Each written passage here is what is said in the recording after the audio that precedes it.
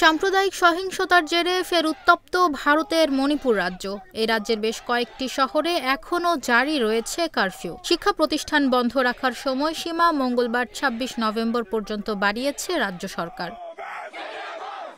এদিকে জিরিবামে নিহত মেইতেই পরিবারের ৬ জনের ময়নাতদন্ত প্রতিবেদনে প্রকাশ করা হয়েছে। প্রতিবেদনে বলা হয়েছে ২ বছরের শিশুর মাথায় গুলির আঘাত রয়েছে এবং একটি চোখ উপড়ে ফেলা হয়েছে। এছাড়া শিশুটির মা ও দাদির শরীরে একাধিক গুলি ও নির্যাতনের চিহ্ন পাওয়া গেছে। এদিকে সোমবার থেকে পূর্ব ইম্ফল, পশ্চিম ইম্ফল, জিরিবাম, থৌবাল, কাকচিং ও বিষ্ণুপুরে ভোর ৫টা থেকে দুপুর ১২টা পর্যন্ত কারফিউ শিথিল করা হয়েছে। এদিকে ইম্ফলে সংসদ সদস্যদের বাড়িতে হামলায় জড়িত থাকার অভিযোগে আরও ৭ জনকে গ্রেপ্তার করেছে পুলিশ।